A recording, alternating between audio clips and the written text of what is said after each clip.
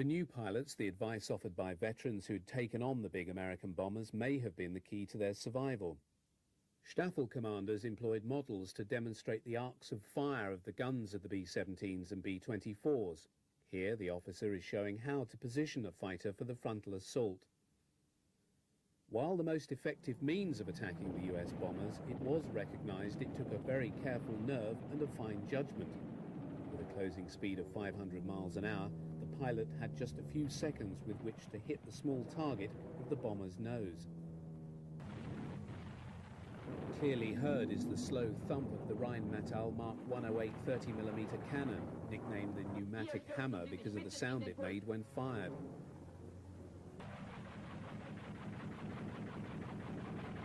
Even though this B-17 has its undercarriage down, the German fighter continues to bore in ever closer in its determination to shoot it down.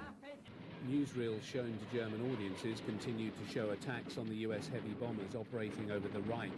This film is excellent testimony to the destructive firepower of the German fighters when attacking the American heavy bombers. 20 and 30mm cannon fire hitting the bomber airframes caused heavy damage and fire, especially when the cannon shells hit the engines.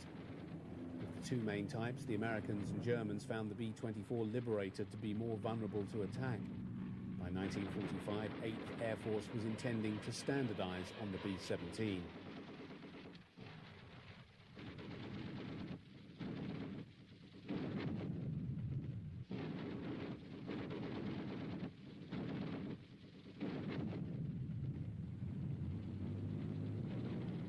The main German fighter in action here is the 109 G6.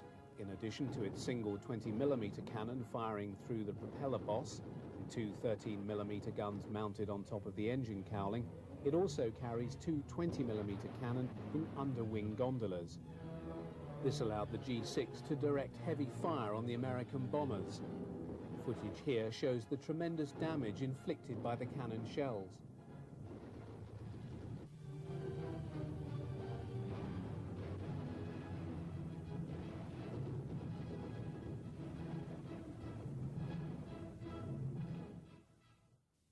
In the spring of 1943, Focke-Wulf produced an assault version of the 190A8. Armed with two 30mm Mark 108 cannons and extra armour, this variant equipped the Sturmstaffeln or Ramjager units. A specialised bomber-destroyer, it was given cover by other fighters during its attack on the Polk. Major Heinz Baer examines a B-17 downed by him in the combat of February the 22nd. We previously saw him in Tunisia. By February 1944, Baer was one of Germany's foremost Experten, having served in the East and in the West.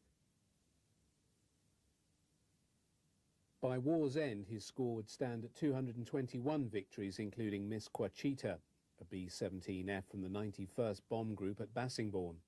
She's seen here on the hard stand with her ground crew shortly before being lost over Germany. In the summer of 1944, the new Langnese Dora, an FW-190 powered by a Umo inline engine, entered Luftwaffe service. With a maximum speed of 440 miles an hour, it at last gave the Jagdflieger a plane to compete with the Mustang. It was, however, never available in numbers to make a real difference to the air war over Germany.